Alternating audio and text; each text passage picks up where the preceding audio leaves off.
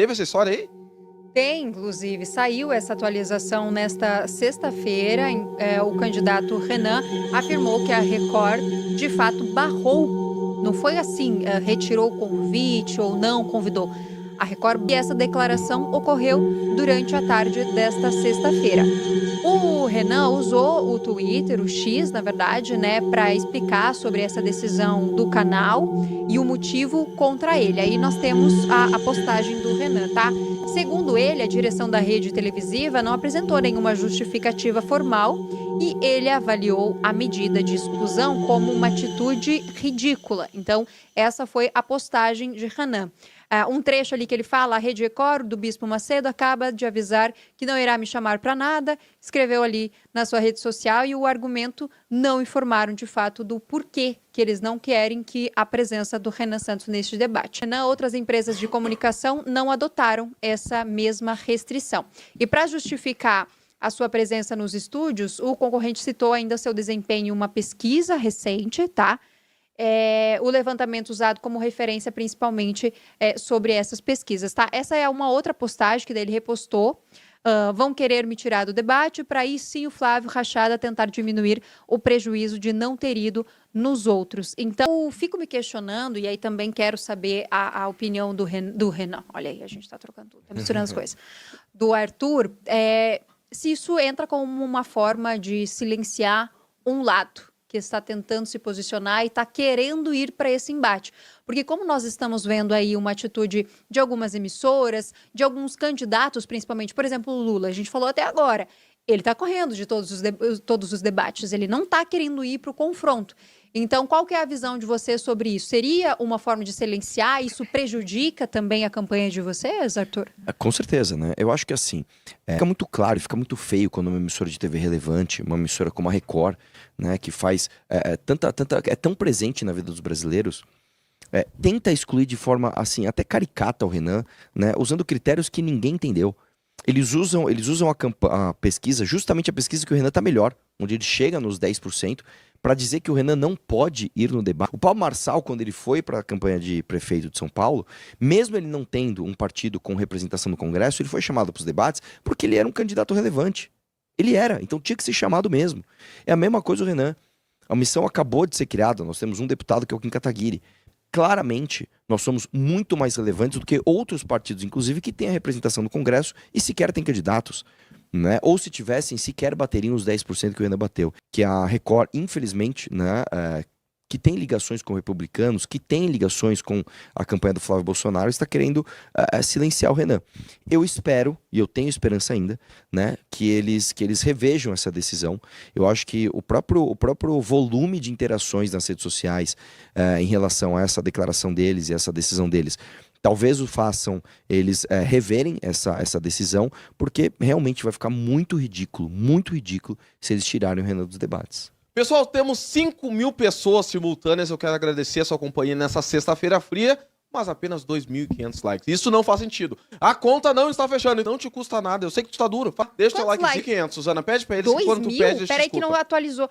Minha gente, vou te pedir com carinho. Fecha aqui em mim, aqui, ó. Jonathan, por favor, gente, a gente tá aqui lendo os comentários. Hoje ela nem tá brava. Hoje ela tá com um sorriso no rosto. Meu, vou te falar um negócio. É uma coisa impressionante o que a audiência não faz nesse programa, gente. Por favor, foca na Suzana Musanel. Que eu não via esses dentinhos aí, meu. Essa leveza. Olha, fazia um tempo que eu não vi esses dentinhos, tá? Olha, pelo amor de Deus. O chat tá comigo, pode comentar. Eu quero aqui os meus companheiros de todos os dias. Cadê vocês me defendendo aqui? Que eu tô só vendo gente botando 14 aqui. Cadê os meus? Cadê o meu time?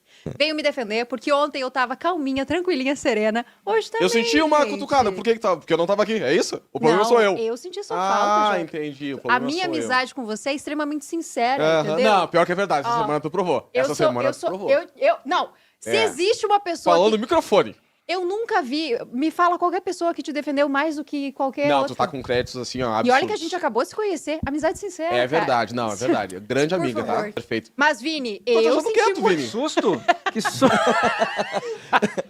Quero me bater agora. E não, em minha defesa, eu também senti a tua falta. A gente ficou te elogiando ali, você em casa essa semana, confortável, a gente falando assim, ó, nossa, não é a mesma coisa sem o Vini aqui. É ou não é, João? Não é a mesma coisa. É como se tivesse Você é o queimado. brilho também, o nosso brilho, você E é o eu nosso também, coração. assim, teve uma hora que eu tava falando e eu ouvi as suas palavras de carinho, assim, um negocinho que vazou no ar, assim, eu falei, meu Deus do céu. Ó, em minha defesa, isso nunca aconteceu. Não é, eu não sou perfeita também, já. Às vezes a gente se estressa Mas um pouquinho. você viu que eu me mantive, né? O que eu falei? Na informação. Nada. Ela falou! É que Não tem entendi um o que ela cara que falou. ama a gente. Ele me adora. Eu acho que no fundo ele me ama, que é o Ama. Bucholini. É isso, Se mas tu todo tá me hater- assistindo hoje, Bucholini, olha, eu tô começando a gostar de ti. Todo Começando a hater gostar. tem uma paixão enrustida, gente. Eu também Isso acho. É claro. 3.000 marcações. Aí, eu amei agora muito. sim. Não, Arthur trouxe uma baita audiência pra gente aqui, E, ó, ó. e hoje Tu eu tá estou de aqui no meu parabéns aniversário. hoje, Aí, palmas, inclusive. produção. Arthur, perfeito, parabéns. O pessoal falou aqui, tá de parabéns, tá de aniversário. Posso fazer uma pergunta aqui do superchat pro Arthur? Mano, Pode. Mas só é o se for de seguinte, hater, eu não é quero o nada de seguinte. pergunta mole, vai. Não, é o seguinte, Arthur.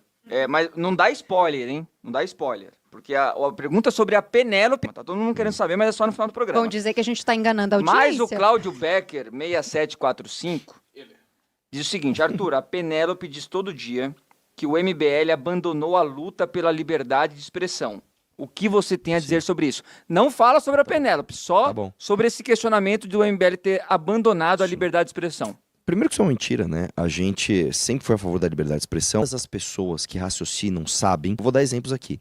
Se uma pessoa sai na rua com uma camiseta do nazismo, falando que você tem que ser nazista, você acha que isso deve ser permitido? Se uma pessoa fala que, negro é macaco, tem que ser escravo, essa pessoa não tem que ser punida legalmente pelo que ela falou? Sim, logo você também é a favor de alguma restrição. Agora, é curioso que a Penélope aponta, né? Uma vez que ela torce muito pro Flávio, fala muito do Flávio, que eles são verdadeiramente contra a liberdade, quis processar o Danilo Gentili, porque no filme dele tinha uma piada com um professor, um personagem que era pedófilo, era uma piada. O time do nosso querido Flávio Bolsonaro, tá, impediu o Danilo Gentili de entrar no Congresso Nacional.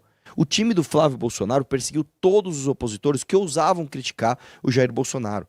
Então, assim, tá muito claro pra mim aqui quem é contra e quem é a favor de liberdade de expressão. Lembrando que esse time desses caras a favor da liberdade de expressão estavam pedindo ditadura militar no Brasil. Pra mim, assim, fica claro que a Penélope, infelizmente, ela é só uma pessoa torcendo pelo Flávio. Suzana Busanel. Olha, eu tava concentrada aqui no chat de verdade. Que nem tu disse, né? Tu também tá inelegível até quando? Essa é a última eleição, a próxima eu já participo. Essa é a última. E tu quer voltar como? Pretendo disputar eleições majoritárias. O meu time é que vai decidir qual vai ser o meu papel. Eu prefiro disputar prefeitura, governo, presidência. Eu prefiro disputar eleições majoritárias do que proporcionais. Eu tenho uma dúvida com relação a proposta do Missão. E eu acho que muitas vezes sobra muitas lacunas ali pra gente entender como vocês se posicionam.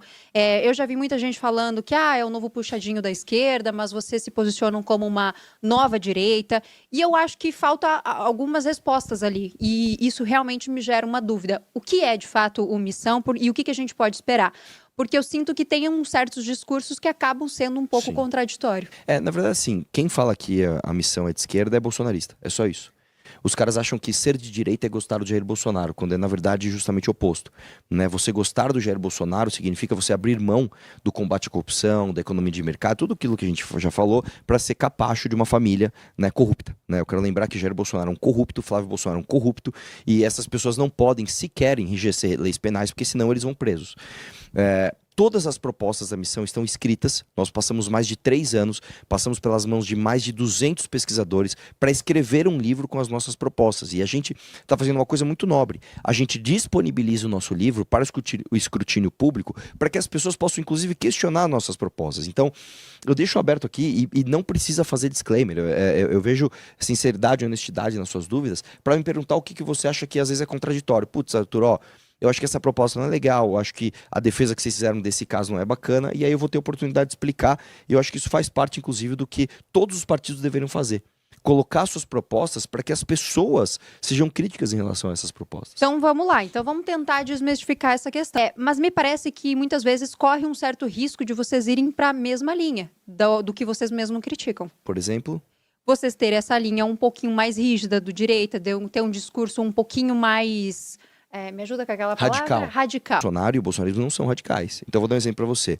A principal proposta do Renan para a segurança pública é criar o direito penal do inimigo, onde você vai considerar um faccionado um membro de um exército invasor do seu país. Isso significa um regime judicial de as prerrogativas de um cidadão brasileiro. Você tira dessa pessoa. O bolsonarismo pegou, por exemplo, o pacote anticrime do Moro, que de fato era uma coisa que prendia tanto o ladrão do colarinho branco até ladrão do celular da Paulista, e ele transformou, por exemplo, numa emenda do Freixo do PSOL que cria juiz de garantias. Então, não é que, a gente tem os mesmos defeitos do Bolsonaro porque a gente é um pouquinho radical demais. Não, na verdade, nós somos verdadeiros radicais. Nem que é moderado. O bolsonarismo é fingimento. O bolsonarismo é só um teatro que finge ser aquilo que não é. Nessa questão da lei penal é muito claro. Por exemplo, quando a gente teve o Lula sendo solto da cadeia, o que aconteceu? O STF entendeu que prisão após trânsito julgado seria só depois que passasse pela STF, não só mais na segunda instância. Nós nos posicionamos imediatamente contrário a essa decisão, falando que o trânsito em julgado tinha que ser após a segunda instância. O Jair Bolsonaro e a família dele se abstiveram do debate. Na verdade, nós somos muito mais radicais do que o Jair Bolsonaro, entendeu? Arthur, deixa eu pegar um gancho, porque é a segunda vez que tu cita... E só que o Sérgio Fernando Moro, né, ainda que tenha sido supostamente pelo teu discurso traidor da direita, né, principalmente quando se envolveu nas polêmicas envolvendo o Jair Bolsonaro, hoje está afiliado. Porque o Sérgio Moro é um homem fraco. O Sérgio Moro não perdoou, Jair. O Sérgio Moro não entendeu o papel dele, tá? Dentro da República, dentro da história que ele poderia construir para o país dele, sendo o principal juiz da Lava Jato. O Sérgio Moro, ele decidiu jogar fora toda a credibilidade que ele poderia ter, todo o papel histórico que ele poderia ter para se abraçar com o ladrão, com o vagabundo do Valdemar da Costa Neto, pegar 11 milhões de reais de fundo eleitoral e pedir voto para os paranaenses. Sérgio Moro é um homem de papel. Como é que você pode sair do governo Jair Bolsonaro falando que ele traiu brasileiros aqui, interferindo na PF, eu não posso deixar isso acontecer, e depois você se abraça com o Flávio Bolsonaro na mesa com o Valdemar da Costa Neto para dizer que o Vorcaro, veja bem, mas e o PT? Cara, pelo amor de Deus, eu acho que o que falta no Brasil é justamente pessoas que têm coragem de falar aquilo que é certo, independentemente da popularidade daquele momento. Ok, mas deixa eu falar o papel de Sérgio Moro aqui e te perguntar, mas do outro lado tem o PT e nós precisamos derrotá-lo, Arthur. Então tá, você acha que você vai derrotar o PT colocando outro corrupto no poder? Vamos lembrar que quando o Jair Bolsonaro se elegeu, ele se elegeu com a promessa de colocar Sérgio Moro no STF. Ele colocou quem? O Cássio Nunes, que foi o voto de Minerva para anular todas as provas da Lava Jato, para acabar com a multa do Odebrecht, para perdoar um monte de presos, né, de corruptos que seriam presos na Lava Jato. Né, ele colocou quem? O André Mendonça, que infelizmente também é um garantista, apesar do bom trabalho agora no escândalo do INSS. Né? Quem que ele colocou na PGR? O Aras, que não processou nenhum corrupto. Né? Então, se vocês acham que votar no Flávio Bolsonaro ou no próprio Sérgio Moro é um caminho diferente do que votar no PT, você está muito enganado. Você está votando no ladrão com roupa de polícia. É isso. Bom, tem mais uma pergunta? Tenho. Por favor. Arthur, o que significa... Porque o Renan ainda não me convenceu nesse ponto. O que significa o tal do prendeu, matou? Vamos lá, o prendeu Boa. matou é como se a gente brinca que é como se fosse o muro do Trump. O Trump fala, não, a gente tem que construir um muro, tem que construir um muro. Pra que você fala um negócio desse? Pra gerar um debate em relação à proposta que não é construir um muro. É você proteger os Estados Unidos da imigração ilegal, etc, etc. A mesma coisa. O que é o prendeu matou?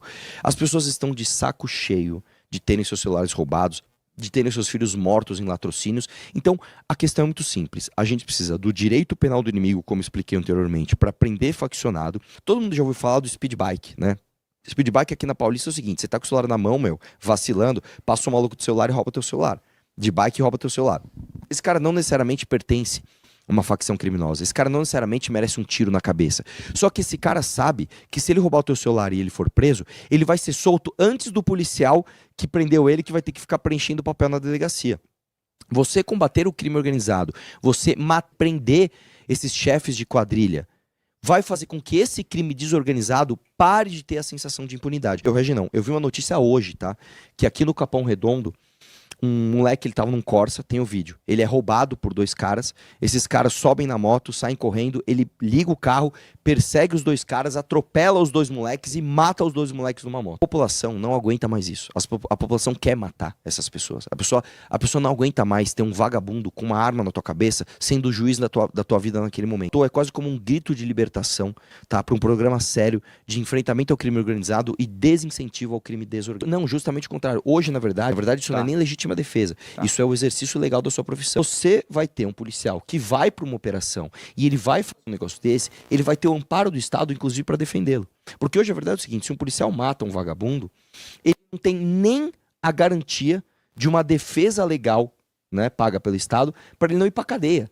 Então o policial, muitas vezes, ele dá aquela hesitada na hora de atirar e ele toma o tiro. Quando a gente fala especificamente das ações da polícia, a gente está falando de policiais que vão ter a certeza que, se eles estiverem no pleno exercício da sua função, inclusive com body cam, eles vão poder atirar e vão poder matar vagabundo, que é isso que as pessoas querem. Tudo bem, mas e daí se pega, por exemplo, um inocente? Não, Aí mas isso como já, que isso fica já, assegurado nesse isso sentido? tecnicamente já não é permitido hoje. Um policial não pode Mas matar é que um o prendeu hoje. matou, como é que vocês vão ter plena certeza se você chega já atirando? Não, mas vamos lá. O prendeu matou não é chegar atirando. O prendeu matou é dar garantia para o policial que vai cumprir o protocolo, que vai ser padrão na sua abordagem, de que ele não vai ser processado por uma ONG querendo uma indenização coletiva por conta dele exercer a sua função.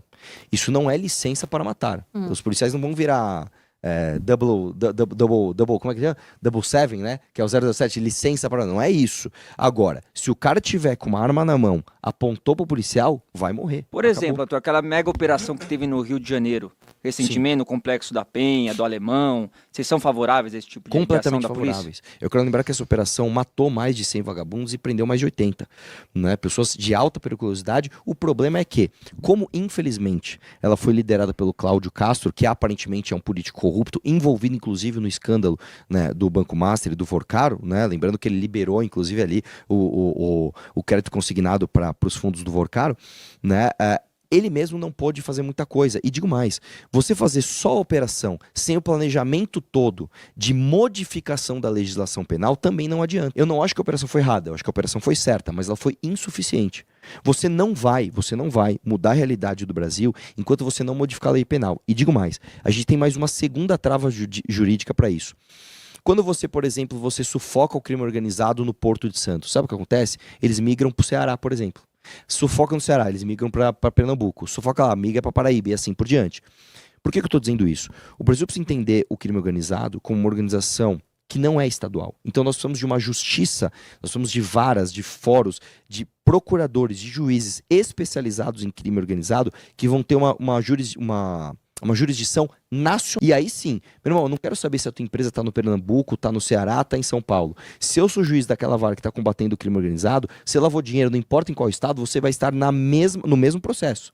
Porque aqui é um absurdo, cara. Aqui, por exemplo, uma empresa na fronteira com a Bolívia, que você vê que ela é usada para lavagem de dinheiro e para trazer arma para o Brasil, enquanto você processa esse cara e ele tem outro braço financeiro em outro estado, por exemplo, no Paraná, com fronteira do Paraguai, isso está errado. Nós temos que estruturar a justiça para combater isso do começo ao fim da linha, de forma nacional. E como que o Missão pretende combater ali o PCC, mas sem transformar a segurança pública em uma guerra generalizada, por exemplo? Na verdade é o seguinte, eu vou te dizer que o PCC é uma organização muito mais sofisticada, né? Ele domina territórios e ele vende gás. Ele vende serviço de Uber, o cara tem que pagar um pedágiozinho ali. O PCC é muito mais sofisticado. O PCC está na Faria Lima. O PCC ele está em tráfico internacional de drogas num volume absurdamente maior do que o Comando Vermelho. E eu vou te dizer mais. Está na política também, Arthur? Com certeza está na política. A gente não viu várias campanhas sendo financiadas, inclusive, por esses caras, né? Por isso que eu te digo, contra o PCC, você tem muito menos uma dificuldade operacional e muito mais uma dificuldade jurídica, porque eles são muito mais difíceis de serem identificados e de você prendê-los, né? O Comando Vermelho, você parte de um enfrentamento mais direto mesmo. Você parte de dominação de território, onde você faz operações policiais e você consegue prender ou matar lideranças. O PCC é muito mais difícil. Tudo bem, mas eu ainda não entendi o que vocês fariam para melhorar essa parte da segurança pública, porque nós temos um problema muito agravante com relação à criminalidade no nosso país, que vem crescendo muito. Hoje o PCC não atua só em São Paulo ou no Rio de Janeiro, está em todo todos os estados, está internacionalmente, o que só piora e só agrava cada vez mais. O que eu vejo da maioria dos planos de governo é: estamos prontos para combater, mas nós não queremos só teoria, nós queremos ação. Sim, eu vou dar um exemplo para você. É que a sua pergunta original foi: será que isso não vai se tornar uma guerra, né, no sentido de troca de tiro na rua? E para combater o PCC é muito menos sobre isso, muito mais sobre, por exemplo, hoje ao meio-dia eu estava com o Caio, que é um candidato nosso da missão. Ele é um policial federal especializado em lavagem de dinheiro para o PCC.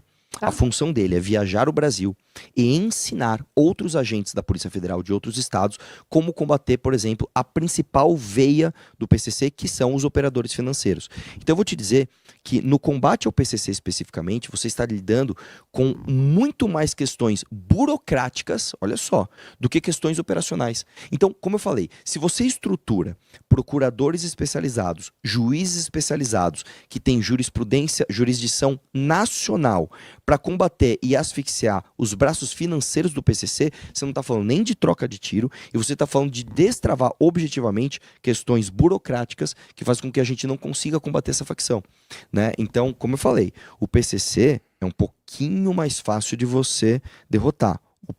O Comando Vermelho, perdão. O PCC é muito mais difícil. O PCC, eu vou te dizer, é um trabalho de longuíssimo prazo. Não é fácil. E é o que a gente vem acompanhando, infelizmente, ao longo dos últimos anos, que vem só crescendo cada vez mais. E eu acredito muito que seja a preocupação da maioria, né? E muitas vezes a gente fica sempre nas mesmas perguntas, nas mesmas dúvidas, que parece que nunca tem uma resolução para que de fato isso aconteça. Às vezes, nós, como jornalistas, acabamos sendo até repetitivos, às vezes, nas perguntas e nos questionamentos, né, Vini? Porque, de fato, nós não vemos, eu pelo menos não estou vendo uma resolução e uma melhora no nosso país com relação a isso. Suzana, eu vou te dizer o seguinte, tá? Antes de querer ver a melhora no país, tem que ver uma melhora nos nossos números de likes, tá? Porque nós temos 6.500 pessoas conosco. Eu quero... Porque eu vou te dizer uma coisa.